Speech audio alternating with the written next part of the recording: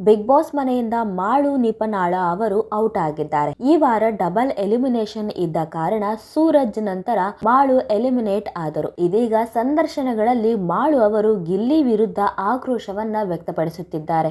ನಾನು ಹೊರ ಬಂದಿರುವುದಕ್ಕೆ ಇಡೀ ಉತ್ತರ ಕರ್ನಾಟಕವೇ ಕಣ್ಣೀರಿಡುತ್ತಿದೆ. ಗಿಲ್ಲಿ ಅಲ್ಲ, ಬೇರೆ ಯಾರೇ ಬಿಗ್ ಬಾಸ್ ಗೆದ್ದರೂ ನನಗೆ ಒಪ್ಪಿಗೆ ಇಲ್ಲ ಎಂದಿದ್ದಾರೆ. ಮಾಳು ಅವರ ಈ ಮಾತನ್ನು ಕೇಳಿದಂತಹ ವೀಕ್ಷಕರು, ಕಾನ್ಫಿಡೆನ್ಸ್ ಇರಬೇಕು, ಓವರ್ ಕಾನ್ಫಿಡೆನ್ಸ್ ಇರಬಾರದು. ಹೊರಗೆ ಬಂದಾಗ ಬೇಜಾರ್ ಆಯ್ತು, ಆದ್ರೆ ಈಗ ಬಂದಿದ್ದೆ ಒಳ್ಳೇದಾಯ್ತು ಅಂತ ಅನಿಸ್ತಿದೆ. ಒಳಗೆ ಇದ್ದಾಗ ಒಳ್ಳೆ ಹೆಸರಿತ್ತು, ಆದ್ರೆ ಹೊರಗೆ ಬಂದ ಮೇಲೆ ನಿಮ್ಮ ಹೆಸರನ್ನ ನೀವೇ ಹಾಳು ಮಾಡಿಕೊಳ್ತಿದ್ದೀರಾ ಅಂತ ವೀಕ್ಷಕರು ತಮ್ಮ ಅಭಿಪ್ರಾಯವನ್ನ ವ್ಯಕ್ತಪಡಿಸುತ್ತಿದ್ದಾರೆ. ಹೌದು, ಮಾಳು ನಿಪನಾಳ ಬಿಗ್ ಬಾಸ್ ಮನೆಗೆ ಹೋಗುತ್ತಾರೆ ಎನ್ನುವ ವಿಚಾರ ಸಾಕಷ್ಟು ಜನರಿಗೆ ಖುಷಿ ತಂದಿತ್ತು. ಅಂತೂ ಇಂತೂ ಅರ್ಹ ವ್ಯಕ್ತಿಗೆ ಅವಕಾಶ ಸಿಕ್ಕಿದೆ ಎಂದು ಕೆಲವರು ಭಾವಿಸಿದ್ದರು. ಆದರೆ ಕೆಲವೇ ದಿನಗಳಲ್ಲಿ ಎಲ್ಲರ ನಿರೀಕ್ಷೆ ಹುಸಿಯಾಗಿತ್ತು. ಮಾಳು ವೀಕ್ಷಕರ ಗಮನ ಸೆಳೆಯುವಲ್ಲಿ ವಿಫಲರಾಗಿದ್ದರು.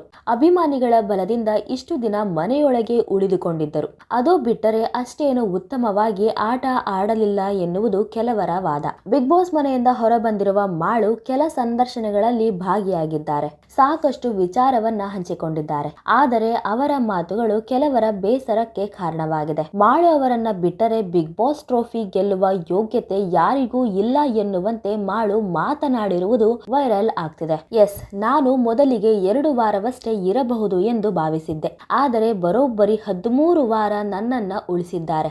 ನನಗೆ ತಾಳ್ಮೆ, ಆಡುವ ಛಲ ಎರಡೂ ಇತ್ತು. ದೇವರ ಆಶೀರ್ವಾದ, ಜನರ ಬೆಂಬಲ ಎಲ್ಲವೂ ಇತ್ತು. ಜನ ನನ್ನ ಇಲ್ಲಿವರೆಗೆ ಉಳಿಸಿದ್ದಾರೆ ಅಂದ್ರೆ ಫೈನಲ್ ವರೆಗೆ ನನ್ನ ಉಳಿಸಲ್ಲ ಅಂತ ಹೇಗೆ ನಂಬೋದು? ನಾನು ಬಿಗ್ ಬಾಸ್ ನಿಂದ ಹೊರಬಂದ ಮೇಲೆ ನಮ್ಮ ಮನೆಯವರು ಮಾತ್ರವಲ್ಲ, ಇಡೀ ಉತ್ತರ ಕರ್ನಾಟಕವೇ ಅಳುತ್ತಿದೆ. ನನ್ನನ್ನು ಪ್ರೀತಿಸುವ ಹೃದಯಗಳೆಲ್ಲವೂ ಅಳುತ್ತಿವೆ. ತುಂಬಾ ಜನ ನನಗಾಗಿ ಹರಕೆ ಹೊತ್ತಿದ್ದಾರೆ ಎಂದಿದ್ದಾರೆ. ಇನ್ನು ಗಿಲ್ಲಿ ವಿಚಾರಕ್ಕೆ ಬಂದರೆ, ನನ್ನಂತೆ ಅವರನ್ನು ಪ್ರೀತಿಸುವವರು ಇದ್ದಾರೆ. ಮನೆಯಲ್ಲಿ ಎಲ್ಲವೂ ಒಂದೇ ತರ ಇಲ್ಲ. ಬಿಗ್ ಬಾಸ್ ಮನೆಯಲ್ಲಿ ಮಾಳು ಮಾತಾಡಲ್ಲ ಅಂತ ಒಂದು ಮಾತು ಬರುತ್ತೆ, ಕಾಮಿಡಿ ಮಾಡಲ್ಲ ಅಂದ್ರೂ ಕೂಡ ಒಂದು ಮಾತು ಬರುತ್ತೆ. ಪ್ರತಿ ವಿಷಯಕ್ಕೂ ಏನಾದ್ರೂ ಒಂದೊಂದು ಹುಟ್ಟಿಕೊಳ್ಳುತ್ತೆ.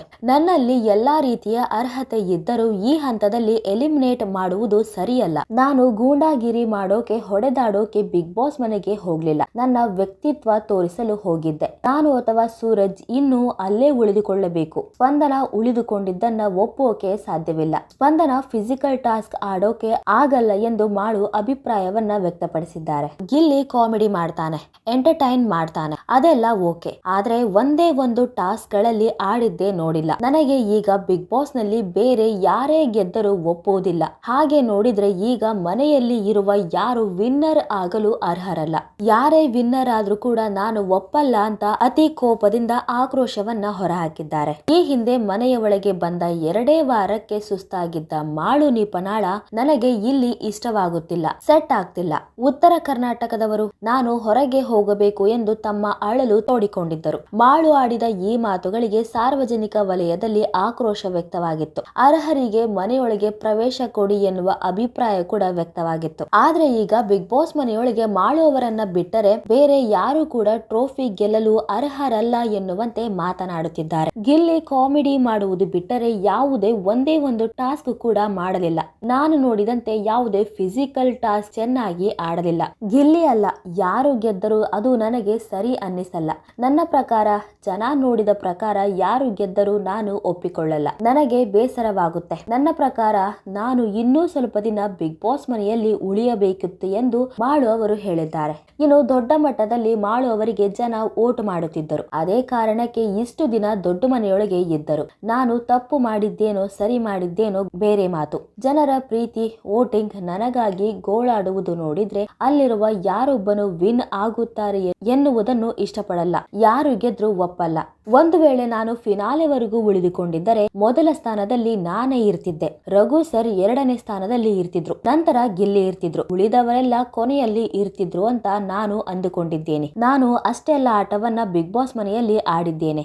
ಆದ್ರೆ ನನ್ನನ್ನ ಉಳಿಸಿಕೊಳ್ಳದಿದ್ದಕ್ಕೆ ನನಗೆ ಬೇಸರವಿದೆ. ಗುಂಪಾಗಿ ಅಲ್ಲ, ವೈಯಕ್ತಿಕವಾಗಿ ನನ್ನ ಆಟ ತೋರಿಸಬೇಕು ಅಂತ ಅಂದುಕೊಂಡಿದ್ದೆ. ಅದಕ್ಕೆ ಅವಕಾಶ ಸಿಗಲಿಲ್ಲ ಎಂದು ಮಾಳು ಬೇಸರವನ್ನ ವ್ಯಕ್ತಪಡಿಸಿದ್ದಾರೆ. ಇನ್ನು ನನ್ನ ಪ್ರಕಾರ ನಾನೇ ಗೆಲ್ಲಬೇಕಿತ್ತು. ನನಗೆ ವೋಟ್ ಹೆಚ್ಚು ಬೀಳ್ತಿತ್ತು. ನನಗೆ ಹೆಚ್ಚು ಟ್ಯಾಲೆಂಟ್ ಇತ್ತು. ಆದರೆ ಯಾಕೆ ಎಲಿಮಿನೇಟ್ ಆಗಿಬಿಟ್ಟೆ ಗೊತ್ತಿಲ್ಲ. ನಾನು ಹಾಗೂ ರಕ್ಷಿತಾ ಬಡ ಕುಟುಂಬದವರು, ಹಾಗಾಗಿ ಪ್ರೀತಿ ಮಮಕಾರ ಅವರಿಗೆ ಮಾತ್ರ ಅರ್ಥವಾಗುತ್ತದೆ. ರಕ್ಷಿತಾ ಒಳ್ಳೆ ಮನಸ್ಸು ಇರುವವರ ಹೆಸರನ್ನ ಹಚ್ಚಿಕೊಳ್ತಿದ್ಲು.